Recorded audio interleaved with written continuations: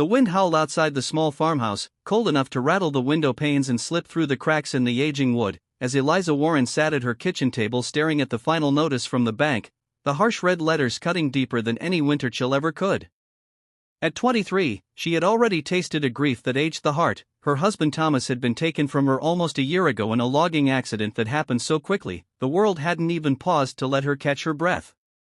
What he left behind was a farm too large for one person to run, debts too high for a widow's sewing wages to pay, and memories that clung to every corner of the house like ghosts too stubborn to leave. She had worked hard, so hard, selling off the last of their livestock, tending the fields alone, repairing fences with hands that blistered and bled, but winter was cruel, and hope was a delicate thing that snapped when pulled too tight. The fireplace crackled weakly, its flame struggling, matching her spirit. Eliza pressed the heels of her palms to her eyes, trying to hold back tears she thought she had already run dry. "I tried, Thomas," she whispered to the empty room, the wedding ring on her finger glinting faintly in the firelight. "I truly tried." But the house did not answer, and silence once again settled its heavy weight around her. A sudden knock echoed through the quiet, firm and steady, not the hurried rap of a neighbor or the polite tap of a stranger. Eliza hesitated, her heart jumping with the familiar fear of bad news, before she pulled her shawl tighter and went to the door. When she opened it, snowflakes whirled in with the wind, and standing there was Daniel Hart, a rancher known throughout Willow Creek, broad-shouldered, strong-jawed, a man who carried the scent of horses, hay, and winter air. His hat and coat were covered lightly with snow, and his brown eyes held a depth that only those who had suffered great loss truly understood. Daniel had lost his wife 3 years earlier to fever, and since then had raised his little daughter, Lila, alone while managing one of the largest ranches in the county. Everyone respected him because he did not ask for sympathy and did not show weakness, yet his silence often spoke louder than most men's words. "Morning, Eliza," he said softly, removing his hat out of courtesy, even while the cold bit at his skin. She forced a smile. "Morning, Daniel. What brings you out this far in weather like this?" He shifted his weight slightly, not uncomfortable, but thoughtful. "Heard the bank sent another notice."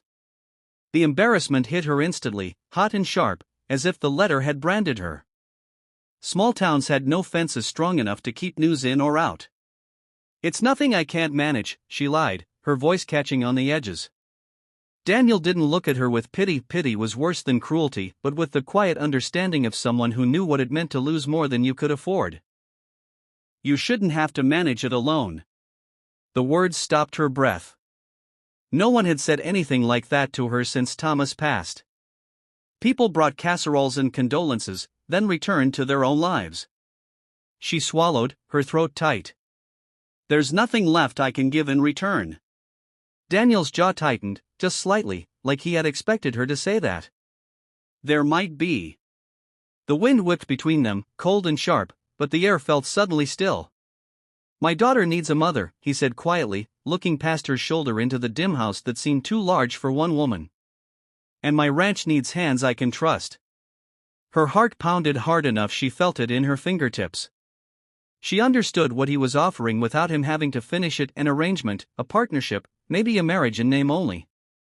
A chance at safety for her, stability for him, and a family for a little girl who needed warmth.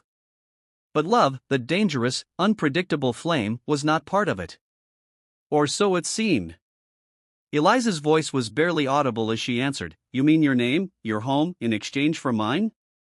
Daniel met her eyes, steady as stone. "Yes. If you're willing." And in that fragile, snow-dusted moment, with the world silent and waiting, Eliza realized that life was offering her a choice not born of romance or fairy tales, but of survival, strength, and the possibility of healing where two broken hearts might learn to beat again.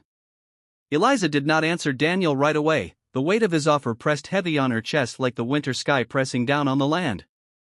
She stepped aside to let him in from the cold, and he entered quietly, brushing snow from his shoulders as he moved toward the small fire.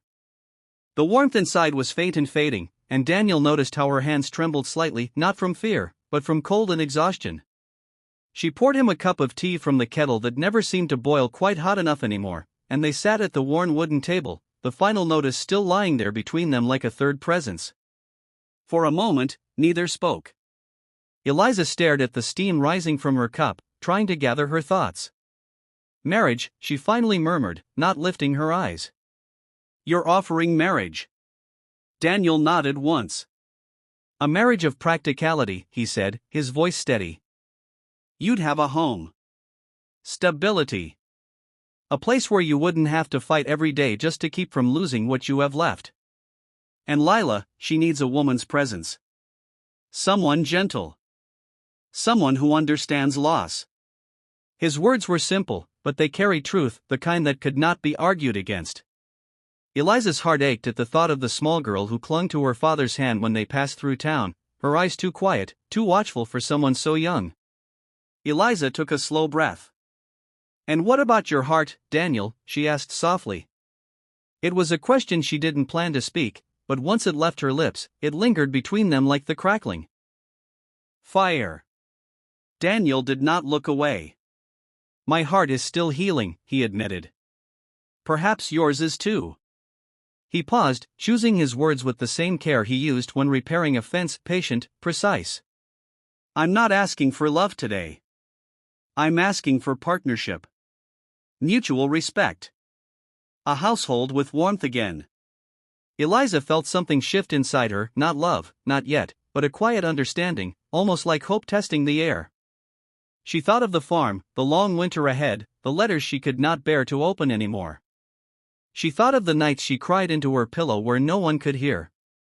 And she thought of a little girl who needed someone to braid her hair and tuck her in at night. Finally, she whispered, "I don't want to be a burden." Daniel's expression softened, just slightly. "You wouldn't be," he replied. "You'd be part of my family." The simplicity of that sentence struck her deeper than anything else he had said. By afternoon, the snow had stopped, and Daniel offered to take her to his ranch so she could see what her life would become if she agreed. She bundled herself in her cloak, and together they rode in his wagon down the long winding road that cut through the valley. The Hart Ranch was vast, stretching as far as the eye could see, rolling pastures dusted white, a sturdy barn with smoke rising from the nearby cookhouse chimney, and a big, warm-looking farmhouse lined with golden light at the windows. Lila stood on the porch, bundled in a wool coat, her small mittened hands clutching a wooden horse. She watched Eliza with shy curiosity. Daniel lifted his daughter gently into his arms. "Lila," he said softly, "this is Miss Eliza." The little girl studied Eliza for a long moment, then rested her head against her father's chest, the way children do when they want to trust but aren't ready to speak. Eliza's heart tugged like something waking up from sleep. Inside, the house felt alive, lived in, warm, held together not by wealth but by care. Eliza traced her fingertips along the kitchen table, the mantel, the curtains sewn by hands that were once here. She could feel the presence of Daniel's late wife lingering like the scent of lavender soap, not haunting, but waiting to be honored. The silence in the house was different from her own home. This silence was shared, not lonely. Standing in the middle of the living room, Eliza turned to Daniel. He watched her with quiet patience, his expression unreadable but kind. She took a long breath, one that reached deeper than her lungs and touched the very core of her. "Yes," she said finally, voice steady despite the tremor in her chest. "I will marry you." Daniel exhaled slowly, like a man who had been holding his breath for years. Lila peeked from behind his coat and offered Eliza her wooden horse for just a moment, an offering of trust. And in that small gesture, Eliza felt something she hadn't felt in a long time, the beginning of belonging.